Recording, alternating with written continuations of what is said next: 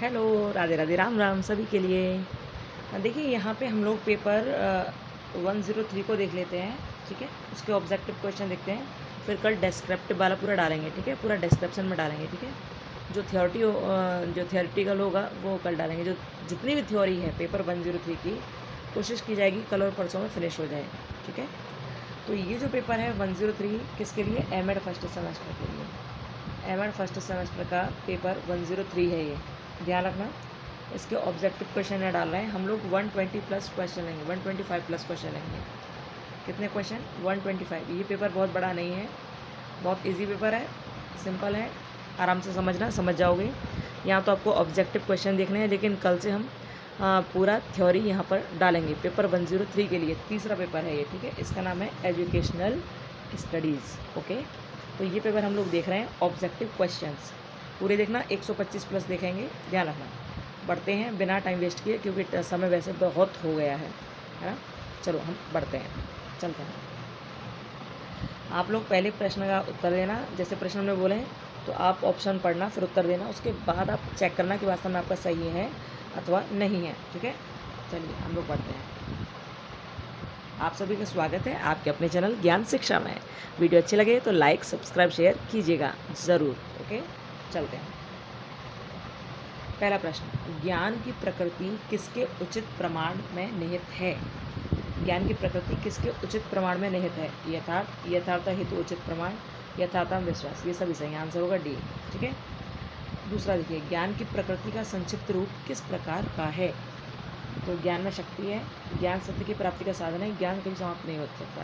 तो आंसर होगा D. Okay, देखो ये हम डिस्क्राइब नहीं करने वाले हैं, यहाँ केवल ऑब्जेक्टिव क्वेश्चन को टिक करने वाले हैं। आंसर सही आंसर टिक करने वाले हैं। ठीक है, डिस्क्राइब करेंगे जो इसकी थ्योरी वाली सेक्शन होगा उसमें, यानी कि कल। ओके, तो यहाँ देखिए, यहाँ तो केवल आंसरिंग होगी।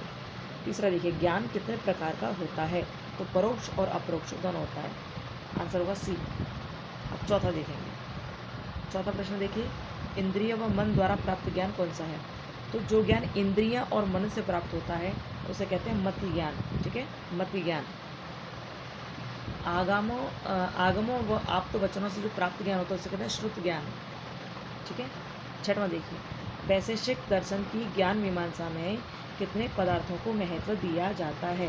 तो जो वैशेषिक दर्शन होता है ना, उसकी ज्ञान मीमांसा में मुख्य रूप से सात जो पदार्थ हो ना, 7 पदार्थ, तो 7 पदार्थों को महत्व दिया जाता है। आगे बढ़ते हैं हम लोग। ओके, देखिए, विशेष द्रव के अंतर्गत आते हैं तो देख, आकाश व आत्मा और काल, ये सभी आते हैं विशेष द्रव के अंतर्गत। और ये पेपर छोटा सा ही है, ज़्यादा बड़ा नहीं है। ठीक है, इसमें ज़्यादा क्वेश्चन नहीं है, 125 प्लस हम लोग करेंगे। बहुत अच्छे क्वेश्चन है, आप थोड़ा भी दिमाग लगाएंगे आराम से अपने आप कर ले जाएंगे। ठीक है, चलिए आगे चलते हैं हम लोग। तो आप ये वाला प्रश्न पढ़िए, 8वां। ज्ञान के अंतर्गत बुद्धि का क्या कार्य होता है? कल्पना करना, सोचना, विचार और तर्क देना। तो ये सभी आंसर होगा। ज्ञान प्राप्ति के प्रथम सोपान में किसे वश में करना बताया गया है? तो ज्ञान प्राप्ति का प्रथम सोपान है ना, उसे उसमें क्या वश में करना बताया गया है? तो सबसे पहले कहते हैं ना कि कामनाओं की समाधि लगा लो, कामनाओं को वश में कर लो, ऐसा बोलते हैं ना। तो ये भी सही है, और अभ्यास द्वारा एकाग्रता, ये भी सही है, और गुरु के प्रति श्रद्धा, ये भी सही है। ठीक है, ये सही होगा। ठीक है, 10वां देखिए, गीता में ज्ञान के कौन से प्रकार हैं? तो सत्रज स्तंभ, ये तीनों ही हैं। ठीक है, सात्विक, तामस और राजस। ओके, आगे बढ़ते हैं। 11वां देखिए, ज्ञान प्राप्ति हेतु किसे वश में करना अनिवार्य है? यदि आप ज्ञान प्राप्त करना चाहते हो तो किसको वश में करोगे? इंद्रियों को भी करना पड़ेगा, मन को भी और बुद्धि को भी। तो आंसर होगा इसका डी। 12वां देखिए, सत्य वह है जो सफल है, किसने कहा था? ये विलियम जेम्स ने कहा था। धार्मिक ज्ञान हेतु क्या महत्वपूर्ण है? तो धार्मिक जो ज्ञान होता है ना, उसके लिए किसकी आवश्यकता पड़ती है? उसके लिए आवश्यकता पड़ती है श्रुत ज्ञान की। किसकी? श्रुत ज्ञान की। ठीक है, आगे देखिए, किन दार्शनिकों की दृष्टि से इंद्रियां ही ज्ञान प्राप्ति का मूल स्रोत हैं? मतलब किसने कहा कि इंद्रियां ही ज्ञान प्राप्ति का मूल स्रोत हैं? तो जो अनुभववादी थे, प्रकृतिवादी थे और यथार्थवादी थे, इन सब ने कहा था कि इंद्रियों के द्वारा ही आप ज्ञान प्राप्त कर सकते हो। ठीक है, 15वां देखिए, कांट ने ज्ञान की कौन सी विचारधाराएं बताई हैं? तो कांट ने बुद्धिवादी और अनुभववादी दोनों ही विचारधाराएं बताई हैं। क्या होगा? आंसर होगा सी। क्या होगा? बुद्धिवादी और अनुभववादी दोनों ही सही हैं इसका आंसर। ठीक है, आंसर होगा सी। आगे बढ़ते हैं हम लोग। ये वाला प्रश्न देखिए, प्लेटो ने आदर्शवादी ज्ञान के कौन से रूप बताए हैं? आदर्शवादी ज्ञान कौन कौन सा होता है, मतलब इसके क्या क्या रूप हैं? इंद्रियजन्य, चिंतनजन्य और सम्मतिजन्य, यानी कि आंसर डी होगा इसका, है आंसर डी। 17वां देखिए, प्रकृतिवादी ज्ञान को किस प्रकार का ज्ञान मानते हैं? तो वास्तविक और तर्क आधारित स्थितिजन्य, डी आंसर। पौराणिक मान्यता के अनुसार प्रमाण कितने होते हैं? 8 होते हैं और 8 प्रमाण होता है। सांख्य ज्ञान प्राप्ति के कितने प्रमाण मानता है? सांख्य मानता है 3। ठीक है, कौन कौन से मानता है? सांख्य मानता है 3 प्रमाण। यहाँ डिस्क्राइब नहीं करेंगे, केवल आंसर ही करेंगे। ओके, पौराणिक मान्यता के अनुसार प्रमाण होते हैं 8 और सांख्य ज्ञान मानता है 3 प्रमाण होते हैं, मुख्य रूप से 3। ठीक है, आगे चलते हैं। 20वां देखिए, शंकर ने ज्ञान को कितने भागों में विभक्त किया है? तो शंकर हैं, उन्होंने ज्ञान को 2 भागों में विभक्त किया है। किसने? 2 भागों में। ठीक है, चलिए आगे चलते हैं। 21वां प्रश्न देखिए, अपरा का तात्पर्य है। तो अपरा जो व्यवहारिक लौकिक होती है वो है, यदि परा होती तो इस दुनिया से परे होती, अलौकिक होती। ओके, रविन्द्रनाथ टैगोर किस ज्ञान को महत्व देते हैं, भौतिक या आध्यात्मिक? तो ये दोनों को ये महत्व देते हैं। 23वां देखिए, गांधी जी ने आध्यात्मिक ज्ञान का मार्ग किसे बताया था? तो भजन कीर्तन करो, गीता पाठ करो, सत्संग करो, सब सही है, भगवान मिल जाएंगे, ये था ना आध्यात्मिक ज्ञान। जय कृष्ण मूर्ति ने ज्ञान के कितने भाग बताए थे? उन्होंने 3 बताए थे ज्ञान के भाग। जय कृष्ण मूर्ति ने कितने बताए थे? 3 भाग बताए थे। ओके, देखिए प्रश्न बहुत अच्छे हैं, बड़े मज़ेदार हैं, आराम से कर ले जाओगे, कोई भी टफ नहीं है। 25वां देखिए, ज्ञान का प्रायोगिक सिद्धांत किससे संबंधित है? तो ज्ञान का जो प्रायोगिक सिद्धांत है वो इंद्रिक और तार्किक दोनों से संबंधित होता है। परमार्थिक अपरोक्ष ज्ञान के कौन से भाग हैं? जो परमार्थिक अपरोक्ष ज्ञान है उसकी अवधि, केवल ज्ञान और मन पर्याय, ये सभी माने जाते हैं। जो पारमार्थिक व अपरोक्ष ज्ञान है। 27वां देखिए, विद्यालयों में ज्ञान शिक्षण की कौन सी विधियाँ अपनाई जाती हैं? अवलोकन, समस्या समाधान, परीक्षण, ये सभी सही है। ठीक है, डी आंसर। कौशल का तात्पर्य है, कौशल का मतलब कर्म करना। ठीक है, कर्म करना एक सही ढंग से। ओके, तो हम लोग अब आगे चलते हैं। इसमें पहला प्रश्न देखिए, पाठ्यक्रम में वे सभी क्रियाएं सम्मिलित हैं। प्रश्न पढ़िएगा, पाठ्यक्रम में वे सभी क्रियाएं सम्मिलित हैं जिनका हम शिक्षा के उद्देश्यों को प्राप्त करने हेतु विद्यालय में उपयोग करते हैं। ये बात किसने कही थी कि पाठ्यक्रम में वे सभी क्रियाएं हैं जिनका हम शिक्षा के उद्देश्यों को प्राप्त करने हेतु विद्यालय में उपयोग करते हैं? तो ये जो बात कही थी ना, ये किसने कही थी? ये कही थी मुनरो ने। ठीक है, किसने कही थी? मुनरो ने। ज्ञान सर्वोच्च सद्गुण है, सुकरात ने कहा था। समाजवादी आय का उद्देश्य किन असमानता को दूर करना है? तो सामाजिक, आर्थिक और जीवन से संबंधित, यानी कि डी आंसर। भारतीय संविधान में कितने मौलिक अधिकारों की व्यवस्था की गई है? तो 6। यदि ये होता की गई थी होता 7, लेकिन की गई है तो यह 6 होंगे। ओके, आगे चलते हैं। सीखने का विषय या पाठ्यक्रम पदार्थों, विचारों व सिद्धांतों का चित्रण है जो निरंतर उद्देश्यपूर्ण से साधन या बाधक के रूप में आ जाते हैं। ये कथन किसका है? तो ये कथन जो है ये डीवी का है। कहीं कहीं आपको कनिंघम भी लिखा हुआ नजर आएगा, लेकिन आंसर सही है डीवी। ठीक है, 6वां देखिए, अनुशासन प्रेम पर आधारित है तथा प्रेम से नियंत्रित होता है। ये किसने कहा था? ये कहा था बागले ने। किसने कहा था? बागले ने कहा था। ओके, 7वां देखिए, विद्यालय में अनुशासन की आवश्यकता किस रूप में है? तो अनुशासन की आवश्यकता वे शिक्षकों के लिए, व्यक्तित्व विकास के लिए, सामाजिक विकास के लिए, यानी कि आंसर क्या होगा? डी होगा इसका आंसर। आगे बढ़ते हैं, आंसर आप लोग अपने आप लगाते जाइए। ठीक है, आंसर आप लगाएंगे और फिर आंसर देखना कि आपके कितने सही हैं। इसमें अधिकतर सब बच्चों के ज़्यादा से ज़्यादा सही होंगे, क्योंकि बहुत सिंपल सा पेपर है, इसमें बहुत ज़्यादा सोचने की आवश्यकता नहीं है। थोड़ा भी ध्यान से करोगे तो भी कर ले जाओगे, है ना? तो आप ध्यान से लगाते जाइए। और इसका जो थ्योरेटिकल पोर्शन है वो कल आएगा, जो थ्योरी है इसकी वो कल आएगी। ओके, आज फ़िलहाल आप ये ऑब्जेक्टिव देखिए, उसे हम कल डालेंगे। ठीक है, जिससे आपके पूरे पेपर कंप्लीट हो जाएंगे, पूरे 4 पेपर। देखिए इस प्रश्न का उत्तर दीजिए, अनुशासनहीनता के रूप कौन कौन से होते हैं? कौन से होते हैं? तो उद्दंडता, विद्रोह और परस्पर झगड़े का मारपीट करना, ये सब अनुशासनहीनता के ही गुण है। ठीक, सूचना का संबंध किससे होता है? तथ्य और आंकड़ों से, दोनों से होता है। ज्ञान के विभिन्न तथ्य कौन से होते हैं? स्थानीय, प्रत्यक्ष, सार्वभौमिक। आंसर होगा डी। बालक को समाज के बालकों को विशेष प्रकार की शिक्षा प्रदान करने वाले आविष्कार के रूप में समझा जा सकता है। इसको विद्यालय को, हम लोग क्या ही पढ़ रहे हैं पता नहीं। देखिए, विद्यालय को समाज के बालकों को विशेष प्रकार की शिक्षा प्रदान करने वाले आविष्कार के रूप में, इसके रूप में आविष्कार के रूप में समझा जा सकता है। किसने कहा था? ओटावे ने कहा था। किसने कहा था? ओटावे ने कहा था। आगे देखिए, सीखने का विषय या पाठ्यक्रम पदार्थों, विचारों, सिद्धांतों का चित्रण है। ये तो अभी ऊपर ही आया था ना, जो निरंतर उद्देश्यपूर्ण से साधन या बाधा के रूप में आ जाते हैं। किसने कहा? डीवी ने कहा था। कहीं कहीं ये कनिंगम लिखा हुआ आएगा, लेकिन सही आंसर डीवी है इसका। क्या है? डीवी। लास्ट वाले का आंसर देख लीजिए, सी आंसर होगा इसका। ठीक है, हम लोग बढ़ेंगे आगे। ये प्रश्न देखिए, पाठ्यक्रम संपूर्ण मानव जाति के ज्ञान एवं अनुभव का प्रतिरूप होना चाहिए। तो पाठ्यक्रम के बारे में इतनी बढ़िया सी डेफिनेशन किसने दी है? ये जो डेफिनेशन दी है ना, ये दी है फ्रॉवेल ने।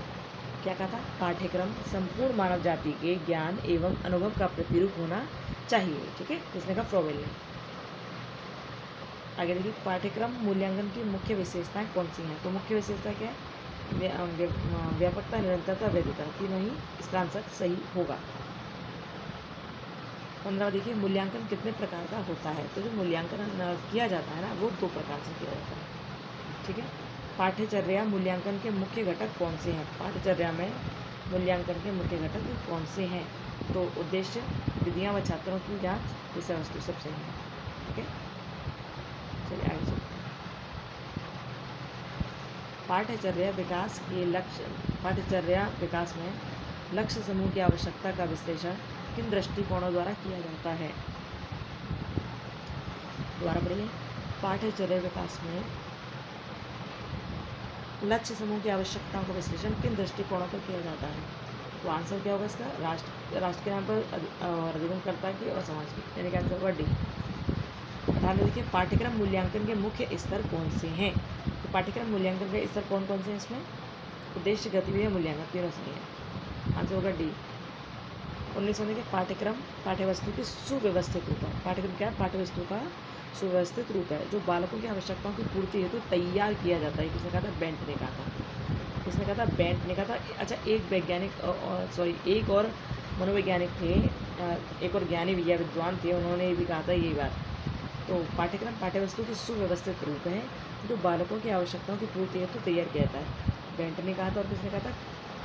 क्रोनेन ने। ठीक है, क्या किसने कहा था? क्रोनेन। इन दोनों ने मिलकर ये बात कही थी। ठीक है, आगे चलते हैं लोग।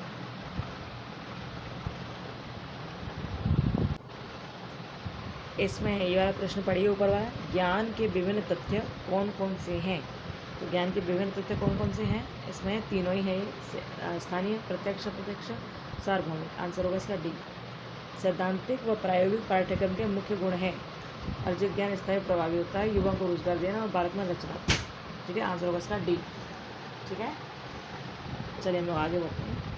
सीखने की प्रक्रिया में नए अनुभवों का मस्तिष्क में पुराने अनुभवों द्वारा समायोजन होता है। ये बात किसने कही थी? कि सीखने की प्रक्रिया में नए अनुभवों का मस्तिष्क में पुराने अनुभवों द्वारा समायोजन होता है। ये जो बात कही थी ना, ये बात कही थी जॉन डीवी ने। चौथा देखिए, ज्ञान को कितने भागों में विभक्त किया गया है? तो जो ज्ञान मुख्य रूप से विभक्त किए जाते हैं वो 3 भागों में बांटे जाते हैं। 3। एनसीईआरटी ने अपनी पाठ्यचर्या की कितनी रूपरेखाएं बताई हैं? तो ये जो रूपरेखाएं वो 4 बताई हैं इन्होंने। एनसीईआरटी ने अपनी पाठ्यचर्या की 4 रूपरेखाएं बताई हैं। ठीक है, आगे चलते हैं।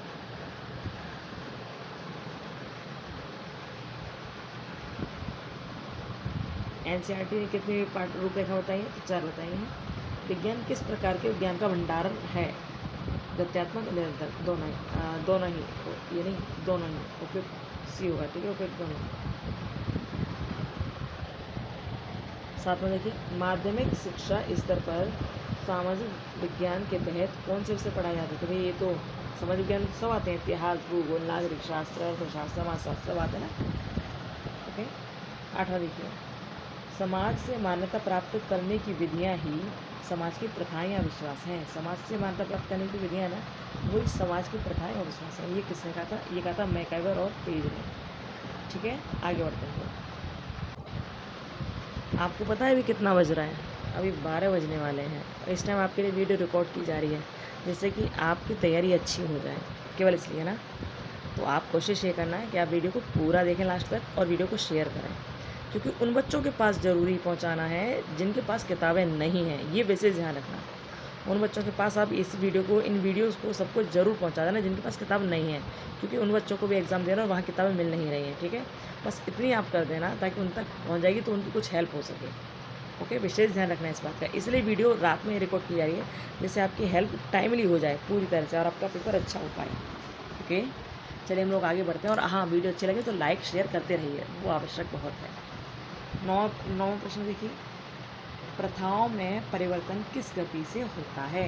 तो प्रथाओं में जो परिवर्तन होता है वो मंद गति से होता है। गणित विषय में पाए जाने वाला ज्ञान कौन सा है? अनिवार्य, सार्वकालिक, सार्वभौमिक, सभी सही है। पाठ्यचर्या के आधार स्तंभ कौन से होते हैं? तो जो समानता है, प्रासंगिकता, उत्कृष्ट है, ये सभी इसके आंसर सही हैं। ठीक है, सभी सही हैं। 12वां देखिए, प्राथमिक विद्यालय की विज्ञान पाठ्यचर्या में किस अध्याय को शामिल किया जाता है? विज्ञान की बात चले तो प्राकृतिक वातावरण तो रहेगा ही रहेगा, है ना, और उसके साथ साथ ये जो कलाकृतियों का अध्ययन है ये भी होगा। आंसर होगा डी, सी। आंसर होगा सी। 13वां देखिए,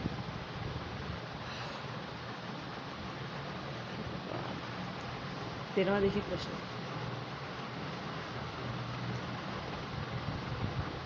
उच्चतर माध्यमिक स्तर पर विज्ञान शिक्षा के अंतर्गत किन बातों पर बल दिया जाता है? कौन सी क्लास के लिए? उच्चतर माध्यमिक स्तर पर विज्ञान शिक्षा के लिए किन बातों पर बल दिया जाता है? तो प्रयोग और तकनीक दोनों पर ही बल इसमें दिया जाता है। ठीक है, आंसर क्या होगा? डी, प्रयोग, तकनीक और समस्या का हल, इन तीनों पर ही दिया जाता है विज्ञान शिक्षा के अंतर्गत। 14वां देखिए, उच्च प्राथमिक स्तर पर राजनीतिक विज्ञान में छात्रों का परिचय किन उपविषयों से कराया जाता है? तो जो राज्य व केंद्रीय सरकार के गठन से व स्थानीय सरकार से भी। आंसर होगा सी। 15 देखिए, परंपरा से तात्पर्य किन ढंगों के हस्तांतरण से है? परंपरा से तात्पर्य किन ढंगों के हस्तांतरण से है? तो विचार, विश्वास दोनों से है। 16वां देखिए, जीवन की समस्याओं का हल किसके साथ करना चाहिए? साहस के साथ, धैर्य के साथ करो, आत्मविश्वास के साथ करो। आंसर होगा डी। ठीक है, आंसर आपने लगा लिए होंगे। आगे चलते हैं। प्रथा एक सामाजिक मानदंड है, ये किसने कहा था? बड़ी भयंकर बात की भाई। प्रथा एक सामाजिक मानदंड है, किसने कहा था? जिन्सबर्ग ने। ओके, चलिए सर अब चलते हैं आगे, आगे बढ़ते हैं अब। ठीक है, चलिए ये प्रश्न पढ़िए, शिक्षा शब्द का तात्पर्य है? क्या शिक्षा शब्द का तात्पर्य? तो सीखना, ग्रहण करना, विद्या प्राप्त करना। आंसर होगा डी। वैसे शिक्षा का अर्थ क्या होता है? सीखना। सीखना होता है ना, आपने पढ़ाई है ना, वही सीखना। ठीक है, आगे देखिए, एडुकेयर शब्द का तात्पर्य किससे है? तो जो एडुकेयर शब्द होता है ना, उसका अर्थ होता है शिक्षित करना या ऊपर उठाना, दोनों से। आंसर होगा सी, उपरोक्त दोनों। चलिए आगे बढ़ते हैं। यहाँ देखिए, राधा कृष्णन आयोग ने अपना प्रतिवेदन किस सन में प्रस्तुत किया? तो 1948 में राधा कृष्णन आयोग आया और 1949 में उन्होंने अपना प्रतिवेदन प्रस्तुत किया। ठीक है, कोठारी आयोग की नियुक्ति कब में की गई, मतलब किस सन में की गई थी? तो आपको पता होगा कोठारी आयोग जो था 64-66 में आया था। अच्छी तरह आपको पता होगा, तो 64 में ही की गई होगी ना।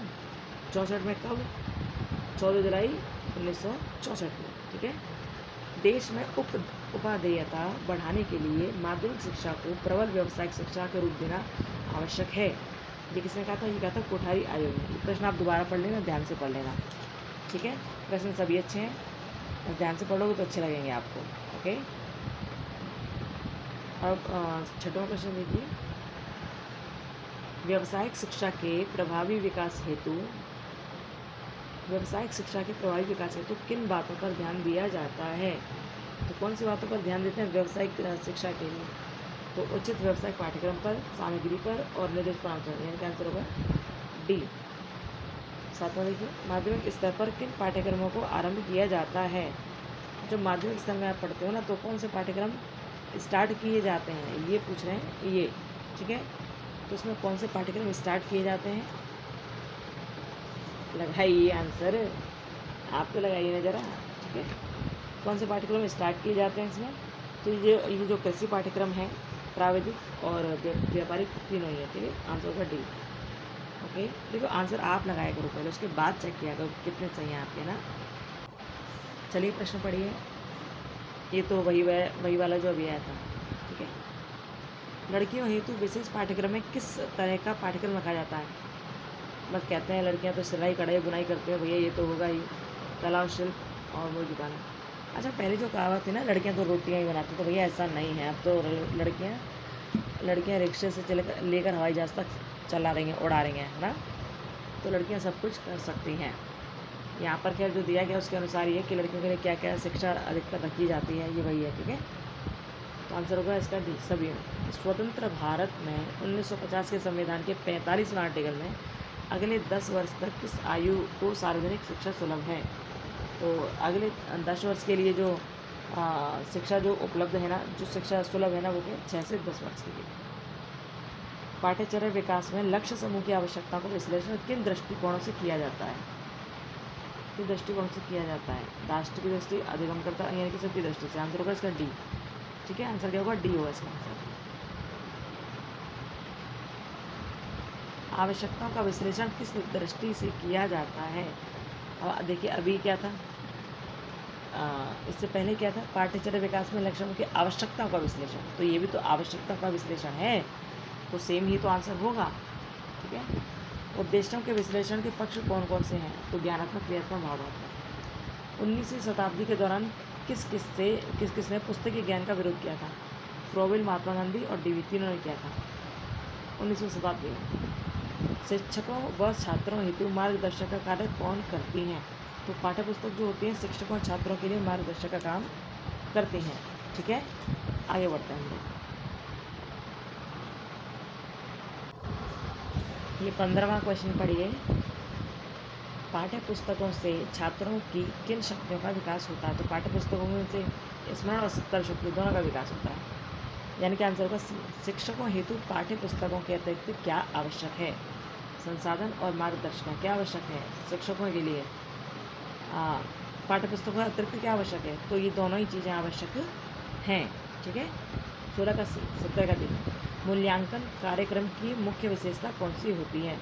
क्रमबद्धता, वस्तुनिष्ठता और वैधता, तीनों से। आंसर होगा डी। 18 में देखिए, मुख्य श्रव्य साधन कौन से होते हैं? श्रव्य साधन मतलब तो केवल तुम सुन सकते हो, केवल क्या कर सकते हो? सुन सकते हो उन साधनों से। तो क्या होगा? रेडियो, ग्रामोफोन और टेप रिकॉर्डर, ये सभी इसमें सही हैं, ठीक है, सभी सही हैं। 19 देखिए, मुख्य दृश्य साधन कौन कौन से होते हैं? यानी केवल देख सकते हो, तो ये सभी सूचनापट, सैमपट, वास्तविक पदार्थ, ये देख सकते हैं। 20 देखिए, विविध दृश्य श्रव्य साधनों के अंतर्गत कौन से साधन आते हैं जो सुन भी सकें और देख भी सकें? तो भ्रमण, प्रदर्शनी, नाटकीय क्रिया और संग्रहालय जो होते हैं, ठीक है, तीनों इसमें सही आंसर होगा। आंसर होगा डी, आंसर होगा डी, ठीक है। आगे बढ़ते हैं। ये प्रश्न देखिए जो ऊपर लिखा हुआ है, विविध दृश्य श्रव्य साधनों के अंतर्गत कौन से साधन आते हैं? दृश्य श्रव्य यानी कि देख भी सकें और क्या कर सकें? उनको पढ़ भी सकें, सुन भी सकें, सारी चीज़ें, ठीक है, देखें और सुन सकें। तो भ्रमण, प्रदर्शनी, नाटकीय और संग्रहालय, ये सभी सही है ना, अभी किया ही था ना। चलचित्र किसके अनुरूप होने चाहिए? देखो एक बात सुनो, आपको यदि किसी प्रश्न में कोई डाउट लग रहा हो तो कमेंट बॉक्स में कमेंट कर देना, क्योंकि हो सकता है कुछ आपको लग रहा हो, हमें ऐसा लग रहा है कि आपको हो सकता लग रहा है, क्योंकि कुछ प्रश्नों में डी सब में पूरा है, और ऐसे प्रश्नों में बच्चों को बड़ा कन्फ्यूज़न होता है कि समय डी है क्या यार। तो आपको कोई कन्फ्यूज़न हो तो पूछ लेना, कोई दिक्कत वाली बात नहीं है। वैसे आपके सारे जो डाउट हैं होंगे भी तो वो निकल जाएंगे कल, क्योंकि जब इसका थ्योरी वाला क्वेश्चन आएगा तो आपके सारे डाउट क्लियर हो जाएंगे, ठीक है। ओके, तो ध्यान से आप देखते जाइए, ठीक है। नींद बहुत गहरी वाली आ रही है हमको, लेकिन ये वीडियो पूरी करते हैं, फिर हम लोग कल से उसका थ्योरी वाला पोर्शन देखेंगे, सेक्शन देखेंगे। चलो एक बार देख लेते हैं जल्दी इसको। चलचित्र किसके अनुरूप होने चाहिए? तो बच्चों के आयु के अनुरूप, योग्यता के अनुरूप और रुचि के अनुरूप। आंसर दो। शैक्षिक यात्राओं की विशेषताएँ क्या होती हैं? शैक्षिक यात्राएं जो होती हैं ना, वो छात्रों की मानसिक शक्तियों का विकास करती हैं, शिक्षण की कमी दूर करती हैं, ज्ञान में वृद्धि करती हैं। तीनों सही आंसर होगा डी। ज्ञान एवं अनुभव प्राप्त करने का एक अच्छा साधन है। ज्ञान और अनुभव कैसे प्राप्त होता है? इसका एक अच्छा साधन क्या है? तो ये संग्रहालय द्वारा, ठीक है, संग्रहालय द्वारा होता है ना ज्ञान अनुभव अच्छी तरह से। 24 में देखिए, व्यावसायिक शिक्षा के प्रभावी विकास के लिए किन बातों पर ध्यान देना आवश्यक है? व्यावसायिक शिक्षा के लिए तो सामग्री का प्रावधान अच्छा होना चाहिए, उचित सामग्री होनी चाहिए, उचित निर्देशन परामर्श होना चाहिए और व्यावसायिक पाठ्यक्रम अच्छा होना चाहिए। आंसर होगा डी। क्या आंसर होगा? डी। ओके, आगे बढ़े हम, चलते हैं। हम लोग यहाँ पर 125 प्रश्न देखेंगे, 125 प्रश्न से ज़्यादा देखेंगे, ठीक है। और आप लोग बताना कि आपके कितने प्रश्नों का उत्तर सही है। 125 प्लस क्वेश्चन हम यहाँ पर देखने वाले हैं। आगे देखिए, नई शिक्षा नीति में व्यवसायीकरण के महत्व को देखते हुए कौन से 4 सूत्रीय कार्य प्रस्तावित किए गए?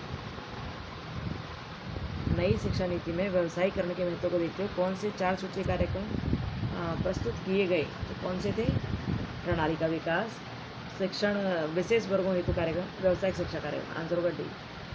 व्यावसायिक शिक्षा के विकास हेतु किन की क्षमताओं में वृद्धि की जा सकती है? तो CIDE इनकी क्षमताओं में NCERT और SCERT सबकी क्षमता में वृद्धि की जा सकती है, ठीक है, व्यावसायिक शिक्षा के लिए। प्रश्न क्या, दोबारा पढ़ लीजिए। व्यावसायिक शिक्षा के विकास हेतु किन की क्षमता में वृद्धि की जा सकती है? तो इन तीनों की। शिक्षा के व्यवसायीकरण की प्रक्रिया को दृढ़ करने हेतु मुख्य सुझाव है। कौन सा सुझाव है? आंसर होगा इसका डी। आंसर क्या होगा? डी होगा। लगा लेना, पढ़ लेना ध्यान से।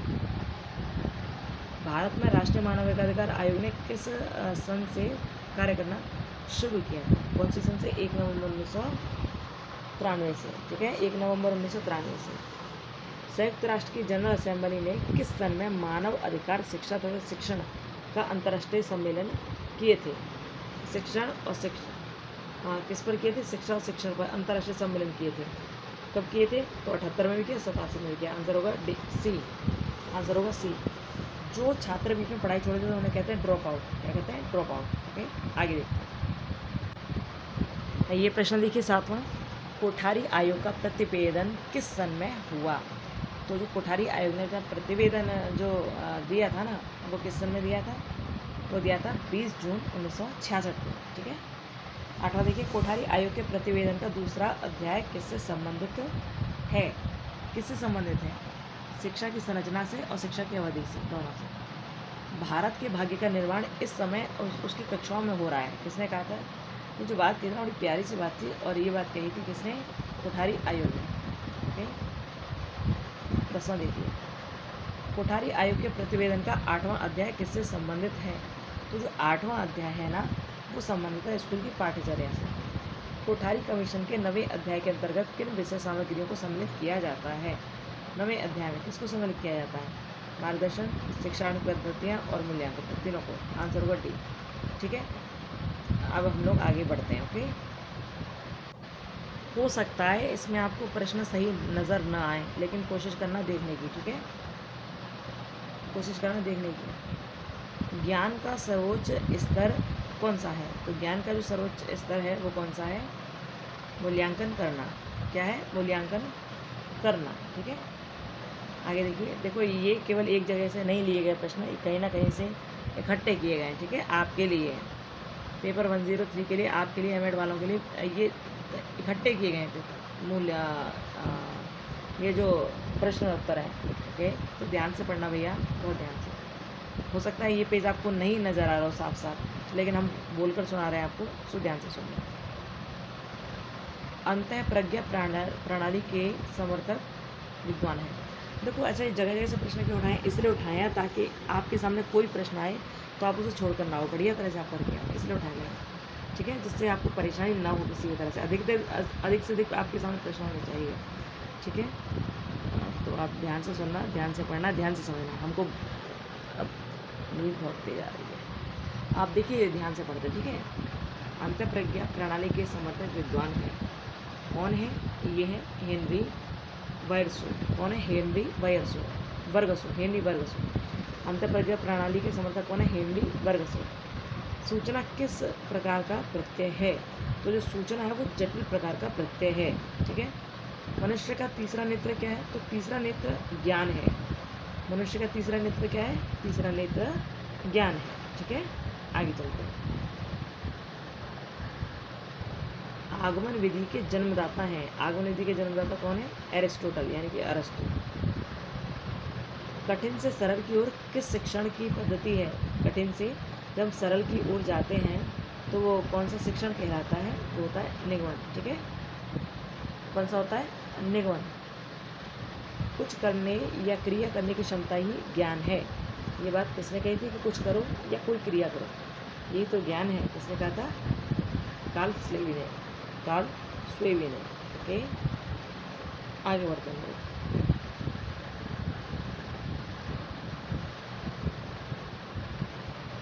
आगे देखिए, सूचना उसे कहते हैं जिसमें आकार को परिवर्तित करने की क्षमता होती है। ये बात किसने कही थी?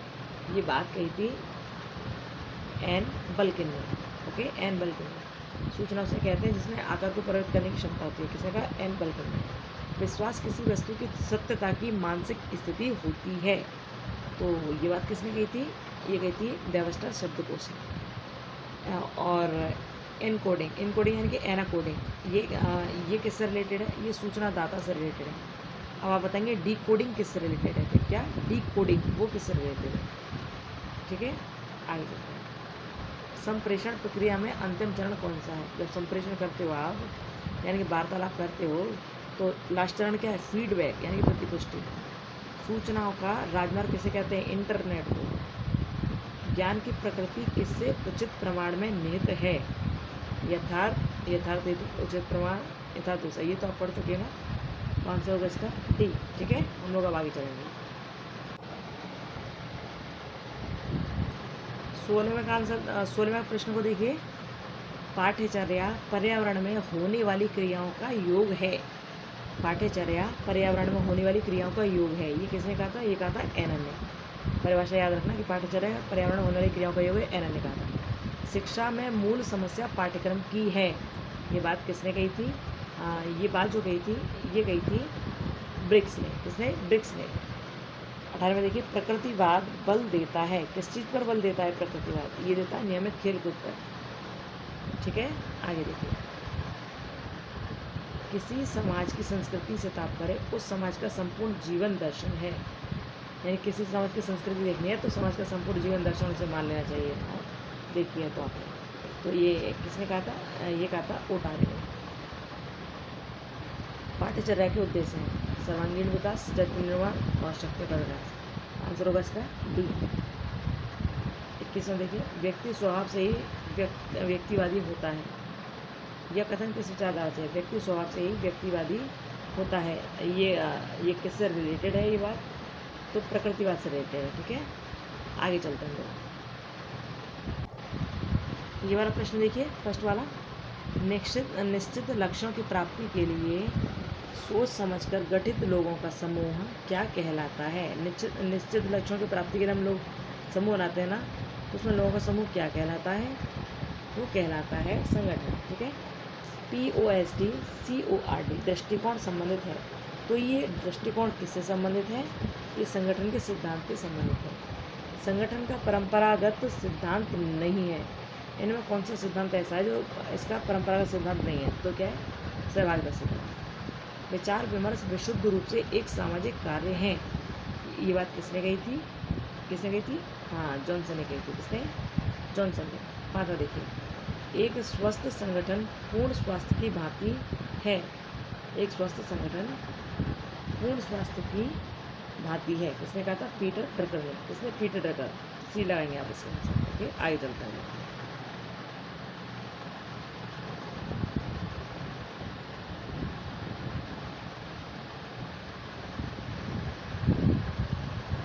ये प्रश्न देखिए, एक स्वस्थ संगठन एक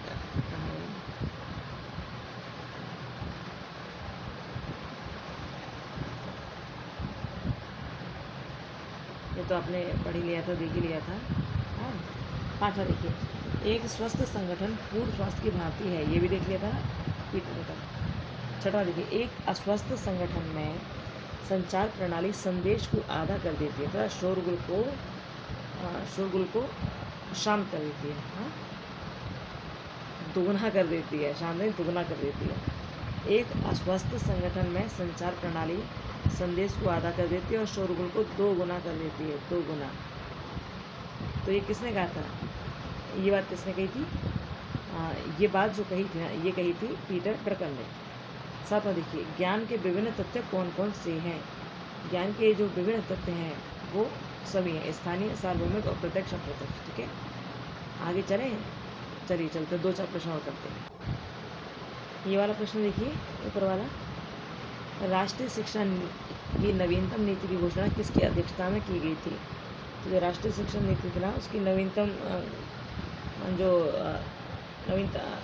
नवीनतम नीति की जो घोषणा थी ना, वो जनार्दन रेड्डी की अध्यक्षता में की गई थी।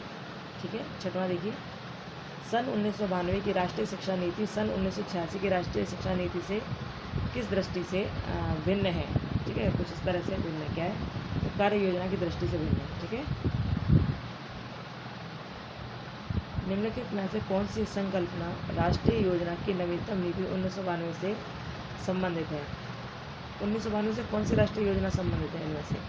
ये पूछ रहा है। तो धार्मिक शिक्षा है ना, इससे संबंधित है। ठीक है, 1992 से संबंधित है। ओके, तो यहाँ पर हम लोगों ने 125 प्लस क्वेश्चन देख लिए हैं। ओके, आपको वीडियो अच्छी लगे तो लाइक, सब्सक्राइब, शेयर करना। और ये थी पेपर 103 की MD 103। ठीक है, M.Ed फर्स्ट सेमेस्टर की थी।